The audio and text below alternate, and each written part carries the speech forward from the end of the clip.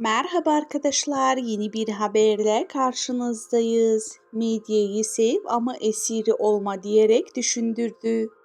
Kısa filmde medyayı gerçeklik algısını nasıl çarpıtırabileceğini gözleri önüne seriyor. Sango'nun fotoğraflarında görmemesini medya tarafından tükenilen bir figür haline getirdiğinde gerçek kimliğinden kaybolduğunu sembolize ediyor. Medya esiri olamam uyarısı insanlar medya tüketiminde bilinçli olmalarını hatırlatıyor. Bu kısa filmde Elçin Sango medyanın güçlü bir bireyleri üzerinde etkisini eleştirirken izleyiciler medya tüketiminde dikkatli ve bilinçli olmaları gerçeğini hatırlatıyor.